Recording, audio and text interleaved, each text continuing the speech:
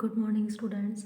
So today we will start chapter 5, data handling contents. In this chapter we will study about pictograph and bar graph, frequency distribution, classification of data in the form of class intervals and histograph, circular graph or pie charts, and chances or probability. So bar graph के अंदर हम data को इस तरह से bars में represent करते हैं एंड यहाँ न्यूमेरिकल वैल्यूज़ होती है, ये वाई एक्सिस होता है हॉरिजेंटल एंड एक्स एक्सिस पर जो भी डाटा आइटम्स या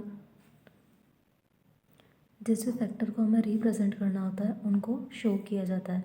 सो ये बार ग्राफ होते हैं and this is the pie chart जिसको हम सर्कुलर ग्राफ बोलते हैं. सर्कल में बनता है ये और सर्कल के जो कंप्लीट एंगल का मेजरमेंट होता है यहाँ वो 360 डिग्री होता है. देन इनको सेक्टर्स में डिवाइड किया जाता है एंगल्स ड्रॉ करके. देन एक हम बनाते हैं फ्रीक्वेंसी डिस्ट्रीब्यूशन टेबल जिनके अंदर हम डाटा को टैली मार्क्स एंड देन फिर उसकी फ्रीक्वेंसी काउंट करके रिप्रेजेंट करते हैं. सो data means data is a collection of numerical facts.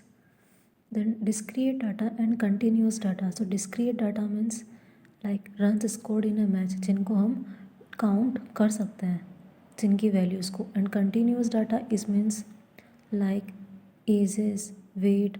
सो यहाँ जो डाटा होता है उनको हम क्लासेस में ग्रुप्स बना के रिप्रेजेंट करते हैं लाइक सर्टेन रेंज में. सो ये कंटिन्यूस डाटा होता है. Then frequency is a number of times a particular observation occurs in a given data. Frequency होता है कि जो भी डाटा है उसमें कोई ऑब्जर्वेशन कोई आइटम कितने टाइम्स अकर्स यानी कि रिपीट हुआ है. सो वो उसकी फ्रिक्वेंसी होती है. एंड रेंज हम बोलते हैं द डिफरेंस होता है range between the greatest value and the least value इनके बिटवीन में. देन फिर पिक्टोग्राफ के अंदर हम डाटा को पिक्चर्स बना के रिप्रेजेंट करते हैं. देन फिर एक होता है डबल बार ग्राफ. सो डबल बार ग्राफ इस तरह से होता है जहाँ डाटा की जो टू वैल्यूज़ होती है उनको रिप्रेजेंट किया जाता है. लाइक यहाँ numbers of students frequency number of students की वन है एंड ये मोनिका साक्षी और इनके हमें फाइनल में कितने स्टूडेंट्स हैं एंड हाफ ईयरली में कितने स्टूडेंट्स हैं उनके मार्क्स की वन है यहाँ हाफ ईयरली के एंड फाइनल के. 1 centimeter equal to 5 marks on the basis. So इस तरह से डबल बार ग्राफ में डाटा को रिप्रेजेंट करते हैं. देन फिर एक होता है हिस्टोग्राम. सो हिस्टोग्राम में डाटा को क्लास इंटरवल और फिर उनकी फ्रिक्वेंसी के अकॉर्डिंग काउंट करके एंड देन फिर इस तरह से रिप्रेजेंट किया जाता है. सो हिस्टोग्राम में क्योंकि क्लास इंटरवल होते हैं सो जो बार्स बनते हैं वो बार्स कनेक्टेड होते हैं जॉइंट होते हैं. सो जब बार्स कनेक्टेड हैं जॉइंट है तो वो हिस्टोग्राम होता है. लाइक इसमें भी इसी तरह से. और यहाँ जो ये जिगजैग लाइन होती है on the horizontal axis shows that the numbers between 0 to 2000 0 से लेके 2000 की बिटवीन के नंबर यहाँ शो नहीं किए गए हैं. सो इसीलिए 0 के बाद डायरेक्ट 2000 यहाँ आ रहा है. सो जिगजैग लाइन को ड्रॉ करते हैं. Now sharpen your mind exercise. Range of 33, 56, 17, 44, 26, 33, 45, 58 and 61 is. So range होता है हमारा ग्रेटेस्ट जो नंबर है यहाँ. सो greatest number is 67 and smallest is 17. So 67 and 17 का डिफरेंस तो ये होता है 50. सो इस तरह से हम रेंज को फाइंड आउट करते हैं. Second, for a class interval, the midpoint is 10 and lower limit is 6. What is the upper limit of the class interval? Class interval जो होता है उसमें डाटा होता है अपर लिमिट एंड लोअर लिमिट में. सो लोअर लिमिट हमारी 6 है और जो मिड पॉइंट है मिड पॉइंट होता है इस तरह से हम मिड पॉइंट को फाइंड आउट करते हैं कि अपर लिमिट और लोअर लिमिट का एवरेज फाइंड आउट करते हैं. उन दोनों को सम करके 2 से डिवाइड करते हैं तो हमें मिड पॉइंट फाइंड आउट होता है. एवरेज जो होता है मिड पॉइंट वो होता है. सो अब अपर लिमिट को फाइंड आउट करने के लिए हम क्या करेंगे यहाँ मिड पॉइंट को 2 से क्योंकि 2 से डिवाइड करके इसका आंसर आता है तो इसको 2 से मल्टीप्लाई कर देंगे. 10 2 20 और फिर 20 में से हम लोअर लिमिट को माइनस करेंगे तो 20 माइनस 6 और हमें अपर लिमिट फाइंड आउट हो जाएगी. सो अपर लिमिट 14 है. Then third, data represented using a circle is known as. Circle में जो डाटा रिप्रेजेंट होता है उसको पाई चार्ट बोलते हैं. Tally marks are used to find. Tally marks से हम फ्रिक्वेंसी को फाइंड आउट करते हैं. Then 20 is included in which class from 10 to 20 and 20 to 30. 20 जो नंबर है ऑलवेज ऐसा होता है कि क्लास इंटरवल में अपर लिमिट को काउंट नहीं करता है. सो ये 20 जो है वो 10 to 20 ग्रुप में नहीं आएगा. ये लोअर लिमिट में यहाँ काउंट होगा 20 एंड 30 के ग्रुप में. सो ये 20 एंड 30 की क्लास में है. Then sixth, when a dice is rolled what is the probability of getting 2 consecutive prime numbers. जब हम डाइस को रोल कर रहे हैं तो क्या प्रोबेबिलिटी यानी चांसेस हैं कि उनमें जो नंबर्स आएंगे वो 2 कंसेक्यूटिव प्राइम नंबर्स होंगे. सो प्राइम नंबर्स होते हैं इनके अंदर 1 to 6 तक की काउंटिंग में 1 होता है, 1 नहीं होता, देन 2 होता है, 3 होता है और 5 होता है. सो 1 to 6 तक डाइस में नंबर होते हैं और उनमें से प्राइम नंबर 2, 3 और 5 है. सो 3 प्राइम नंबर्स हैं. इनमें से जो भी नंबर रिपीट होगा तो वो उसकी प्रोबेबिलिटी चांसेस है. सो टोटल प्राइम नंबर्स 3 हैं. बट यहाँ डाइस को 2 टाइम्स रोल किया जा रहा है. सॉरी, डाइस ओनली 1 टाइम ही रोल हो रहा है. एंड प्राइम नंबर्स यहाँ 3 है. उनमें से कंसेक्यूटिव होते हैं मीन्स जो साथ में आते हैं कंटिन्यू. तो 2 एंड 3 जो प्राइम नंबर्स है वो कंसेक्यूटिव है. सो 3 प्राइम नंबर में से कंसेक्यूटिव प्राइम नंबर 2 है. तो 2 prime numbers and total numbers 1 to 6 तक में 6 होते हैं. सो इनकी प्रोबेबिलिटी 2/6 और 1/3 इसका आंसर हो जाएगा. Now fill in the blanks. In histogram dash is represented on the x axis. So histogram में हम जानते हैं कि क्लास इंटरवल जो होता है उनको ही एक्स एक्सिस पर रिप्रेजेंट किया जाता है.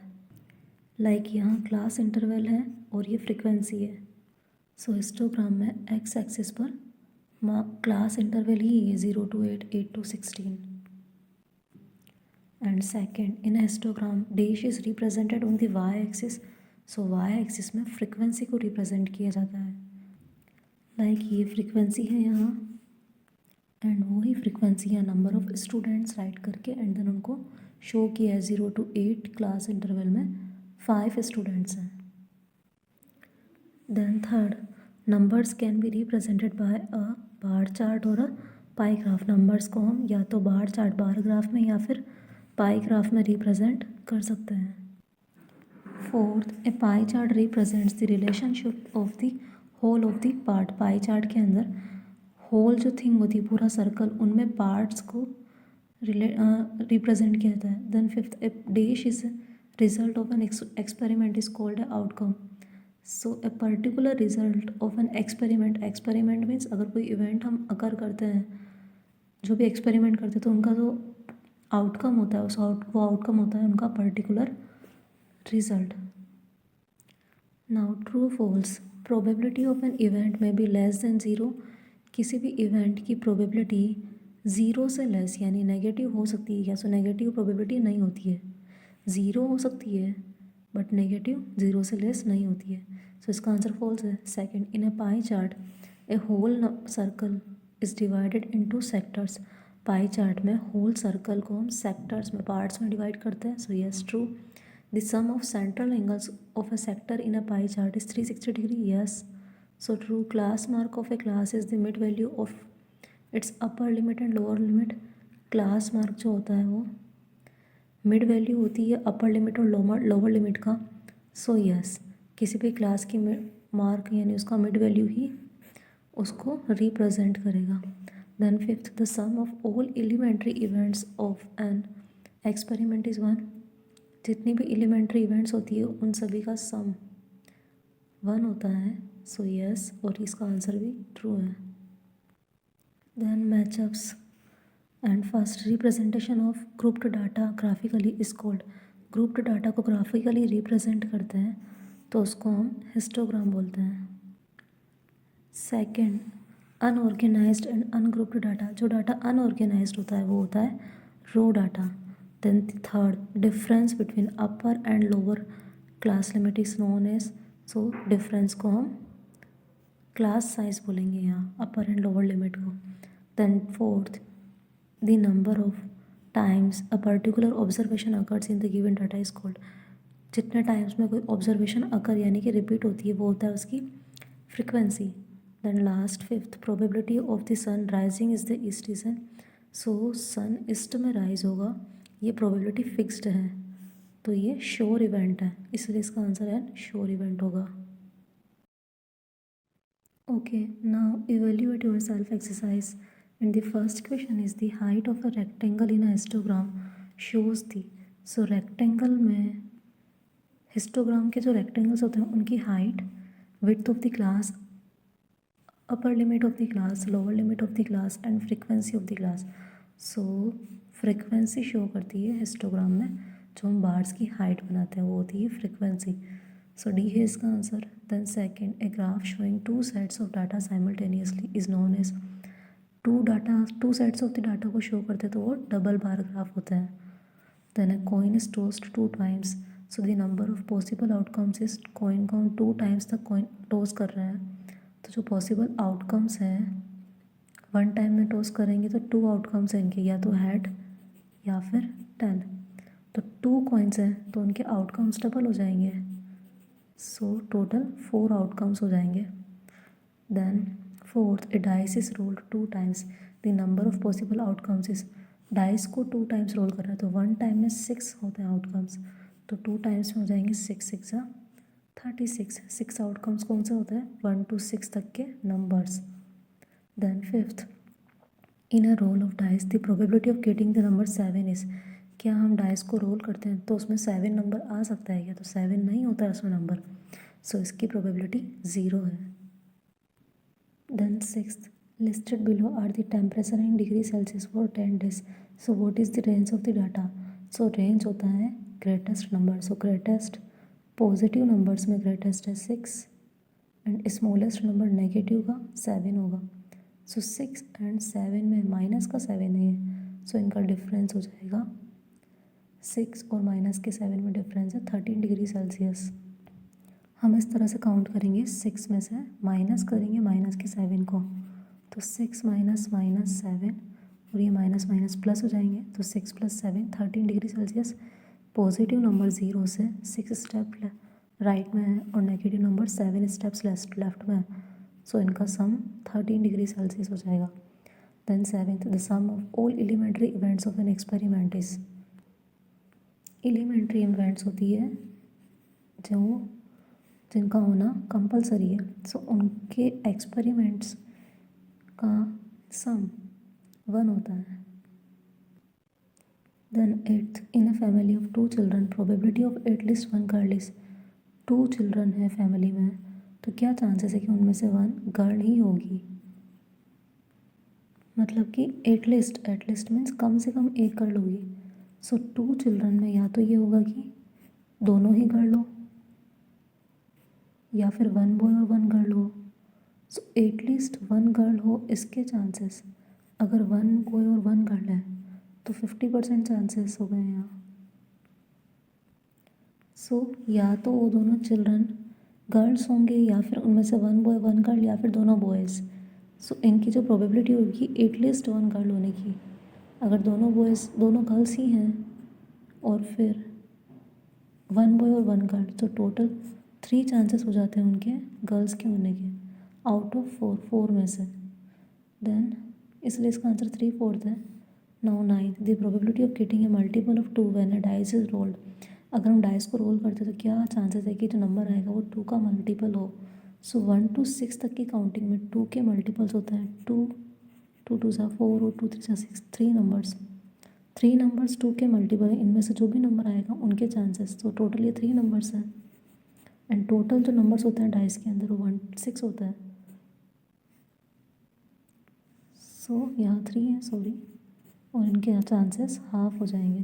Then 10th, which of the following is not a random experiment. Random experiment इनमें से कौन सा नहीं है, tossing a coin, rolling a dice, choosing a card from a deck of 52 cards, throwing a stone from a roof of a building. So यहाँ random means जिनके chances कुछ भी हो सकता है, हमें नहीं पता उनका रिजल्ट क्या आएगा, तो कॉइन को टॉस करेंगे, ये एक रैंडम एक्सपेरिमेंट है। डाइस को रोल करना भी, कार्ड चूज़ करना 52 डेक कार्ड्स में से, सो ये भी रैंडम एक्सपेरिमेंट है। बट हम स्टोन थ्रो कर रहे हैं रूफ से, तो ये रैंडम नहीं है, हमें पता है कि वो नीचे जाके ही गिरेगा, ये श्योर इवेंट है। सो इसलिए इसका आंसर डी है, ये रैंडम एक्सपेरिमेंट नहीं है।